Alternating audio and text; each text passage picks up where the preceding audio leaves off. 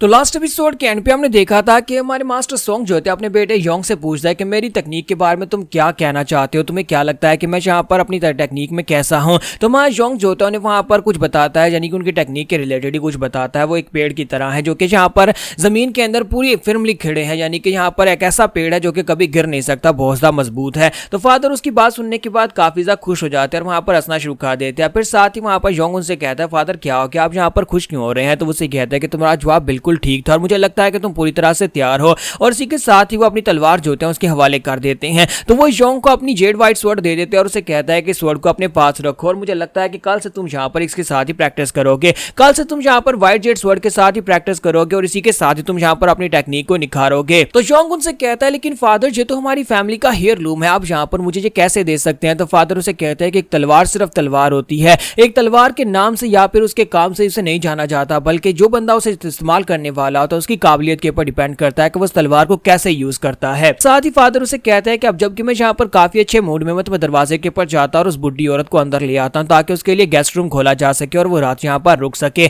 क्योंकि मैं यहाँ पर काफी ज्यादा अच्छे मूड में मेरे बेटे की वजह से। तो वो दरवाजे के ऊपर पहुंचते हैं और वहां पर जाने के बाद उस औरत से पूछते हैं कि बताओ कि तुम कौन हो। तो उसे कहते हैं कि मैं वाजियोन टेंपल की तरफ आगे बढ़ रही हूँ, लेकिन रास्ते में बारिश शुरू हो गई, इसी वजह से मुझे यहाँ पर रुकना पड़ेगा। और साथ ही मुझे सारी की सारी कहानी सुनाती है कि यार वो यहाँ पर टेंपल की तरफ क्यों बढ़ रही है। तो वो कहते हैं कि वहां पर बुद्धा के स्टैचू के सामने वो जाकर ट्रिब्यूट पेश करने वाली है। तो वो बुढ़ी औरत जो थी अपने बेटे की कहानी उसके सामने रखती है और कहते हैं कि मेरा बेटा जो था वो जंग में हिस्सा लेने के लिए एक सोल्जर बनकर गया था और उसके बाद वहां पर से उसकी कटी हुई यानी कि उसका सर कटा हुआ वापस आया था, उसकी बॉडी भी वापस नहीं आ पाई थी। इसी वजह से मैं बुद्धा के सामने जाकर टेंपल में प्रे करना चाहती हूँ ताकि उसकी आत्मा को और मेरी आत्मा को शांति मिल सके। तो मास्टर सोंग उसकी सारी कहानी सुनते हैं, फिर साथ उसे कहते हैं ठीक है बुढ़ी औरत तुम अंदर आ जाओ, तुम यहाँ पर आकर रुक सकती हो, कल सुबह जब बारिश रुक जाएगी तुम यहाँ पर से चली जाना, सुबह के वक्त चली जाना, मैं तुम्हारे लिए जाकर रूम का बंदोबस्त करता हूँ। तो जैसे ही वहां पर उसकी तरफ पीट करके आगे की तरफ चलने लगते हैं, बुढ़ी औरत उसे कहते हैं कि बच्चे तुम वाकई में बहुत ज्यादा अच्छे हो, मैंने सुना था कि यहाँ पर सोंग फैमिली के लोग वाकई में बहुत ज्यादा अच्छे हैं और सभी लोगों को अच्छे से ट्रीट करते हैं, तुम तो वाकई में अनजान मेहमानों को भी अच्छे से ट्रीट करते हो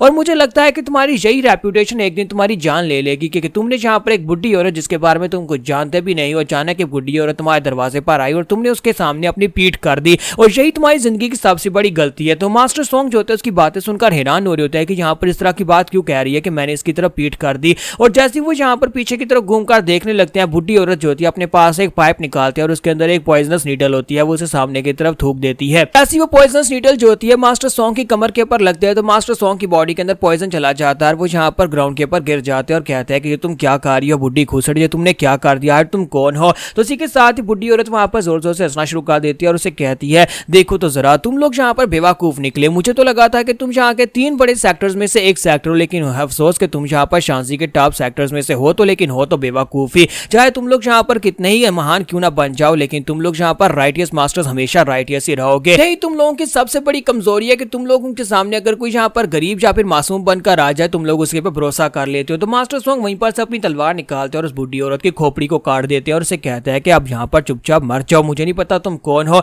लेकिन तुमने मेरे साथ जो कुछ भी किया उसके बाद तुम्हारा मरना तो तय है। तो मास्टर सोंग के मुंह से ब्लीडिंग हो रही होती है पॉइजन की वजह से, वो वहां पर उठ नहीं पा रहे होते और साथ ही वहां पर कह रहे होते हैं कमीनी बुढ़िया पता नहीं कौन थी, लेकिन इसी के साथ ही वहां पर उसे आवाज आती है। तो उस बुढ़िया की खोपड़ी काटने के बावजूद उसके अंदर से आवाज आ रही होती है, कोई उसे कह रहा होता है कि यहाँ पर अपने पर ज्यादा जोर डालने की कोशिश मत करो क्योंकि तुम्हें पॉइजन दिया गया है, ये पॉइजन जो है ये बहुत ही खास किस्म का पॉइजन है, एक ऐसा पॉइजन जिसकी वजह से तुम जितना ज्यादा अपनी बॉडी को मूव करोगे उतना ज्यादा तुम्हें दर्द होने वाला है। तो उस बुढ़िया की बॉडी के अंदर से जो कि एक सिर्फ और सिर्फ वेसल होता है उसके अंदर से एक बंदा निकल आता है जो कि साइज में काफी छोटा होता है, लेकिन वो एक डीमन होता है, यानी कि वो डिमोनिक सेक्टर का एक मास्टर होता है। वहां पर उसके सामने जब निकलता है तो मास्टर सोंग उसे कहते हैं कि तुम कौन हो। तो उसे कहता है क्या तुम्हें वाकई में लगता है कि मेरा नाम बताने से तुम्हें इस बात से कोई फर्क पड़ेगा, क्या तुम वाकई में जानना चाहते हो कि मैं कौन हूँ, क्योंकि तुम्हारी सोंग फैमिली तो आज पूरी तरह से एक्सटर्मिनेट होने वाली है, तो फिर इस बात से वैसे फर्क तो नहीं पड़ता कि अगर मैं तुम्हें अपने बारे में बता देता हूँ कि मैं कौन हूँ। तो मास्टर सोंग अपनी तलवार लेकर अटैक करने के लिए आगे बढ़ते और कहते हैं कमीने कहीं कि मैं तुम्हें नहीं छोड़ूंगा। और जैसे वो उसके करीब पहुंचते हैं इसी के साथ ही वो डीमन जो होता है उसके पंजे जो होते हैं यानी उसके जो नाखून होते हैं वो बड़े बड़े हो जाते हैं तलवारों की तरह और वो अपने पंजों के साथ उसकी तलवार को ब्लॉक कर लेता है।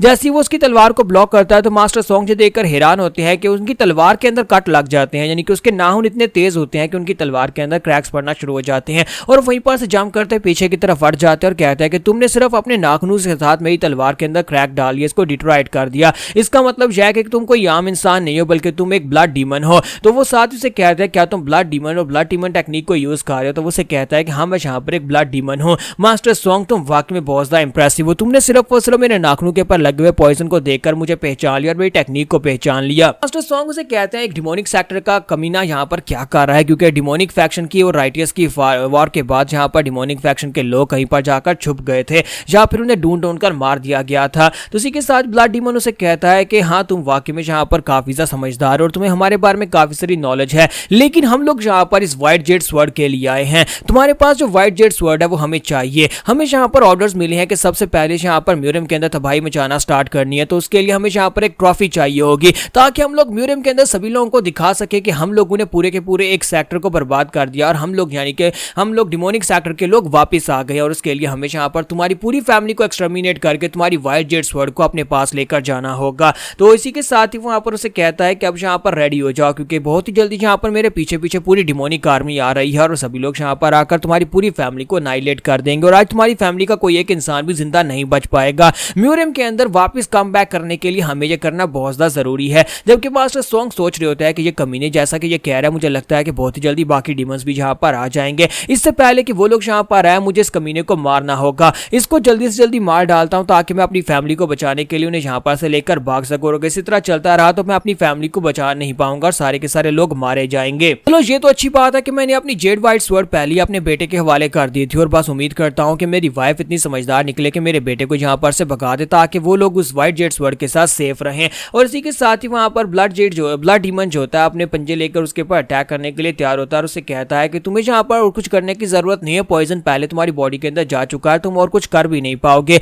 इसलिए चुपचाप यहाँ पर मर क्यों नहीं जाते। जबकि वहीं पर दिखाते हैं कि हमारा योंग जो होता है वो सीढ़ियों के ऊपर आकर खड़ा होता है, तो फादर उसकी तरफ देखते हैं, फिर साथ ही वहां पर एक जोरदार दहाड़ लगाते हैं और कहते हैं सोंग फैमिली के बच्चों तुम्हें हर हाल में बचना होगा, ये तुम्हारी फैमिली के पैट्रियार्च के ऑर्डर है, तुम्हें हर हाल में बचना और साथ ही जेड व्हाइट स्वर्ड को भी बचाना होगा। और साथ ही वो अटैक करने के लिए आगे बढ़ते हैं, जबकि माँ योंग भागता हुआ अपने फादर को बचाने के लिए आगे बढ़ने लगता है, पर उसकी माँ जो होती है उसे खींचते हुए अंदर ले आती है और कहती है नहीं बेटा तुम वहां पर नहीं जा सकते। तो वो उसे कहता है लेकिन मॉम अब देख रही है ना कि फादर वहां पर जिस तरह से फाइट कर रहे हैं उनकी हालत काफी ज्यादा खराब है, मुझे उनकी मदद करने के लिए जाना है। तो मॉम उसे कहते हैं क्या तुमने सुना नहीं, इस फैमिली के लॉर्ड ने ऑर्डर दिया है, यानी कि तुम्हारा बाप जो है वो इस फैमिली का पैट्रियार्च है और उसने वहां पर एक ऑर्डर दिया है कि तुम्हें हर हाल में सर्वाइव करना है, इसलिए अपने छोटे भाई को लो जल्दी से यहाँ पर सीक्रेट टनल के रास्ते से निकलो। और दूसरी तरफ फाइट का सीन दिखाते हैं जहाँ पर फादर अभी फाइट कर रहे होते हैं और हमारा योंग कहता है कि प्लीज फादर मुझे माफ करिएगा, मुझे आपके ऑर्डर को फॉलो करना होगा, बस उम्मीद करता हूँ कि इस फाइट के खत्म होने तक आप जिंदा रहे। तो वो जल्दी से भागता हुआ बेका के पास चला जाता है, जहाँ पर मॉम जो होती है वो बेका से कहती है कि बेका प्लीज जल्दी से अपने कपड़े चेंज करो। वो दोनों को वहां पर कपड़े चेंज करवा देती है ताकि वो यहाँ पर सोंग फैमिली के ना लगे। तो बेका क्योंकि बच्चा होता है अभी 7 साल का है, तो वो अपनी मॉम से कहता है कि मॉम क्या हम लोग किसी ट्रिप पर जा रहे हैं। तो उसकी मॉम उसे कहती है कि हाँ तुम अपने ब्रदर के साथ ट्रिप के पर जाने वाले हो, तुम दोनों पहले जाओगे और उसके बाद मैं और तुम्हारे फादर भी आएंगे, इसलिए तुम लोग पहले यहाँ पर से निकलो। तो वो कहता है लेकिन क्या आप लोग हमारे साथ क्यों नहीं आ रहे और फादर यहाँ पर दीवार की तरफ क्यों देख रहे हैं, वो मेरी तरफ क्यों नहीं देख रहे। तो ब्रदर योंग जो होता है वहां पर दीवार के साथ लगकर रो रहा होता है ताकि वो यहाँ पर अपने छोटे भाई की तरफ इसलिए नहीं देख रहा ताकि उसका छोटा भाई उसका रोता हुआ चेहरा ना देख सके। तो यहाँ पर हम लोग अपनी एपिसोड 02 का एंड करेंगे और नेक्स्ट एपिसोड में देखेंगे कि ये कहानी और भी ज्यादा इंटरेस्टिंग होने वाली है, दोनों भाई क्या यहाँ पर से निकल पाएंगे या नहीं।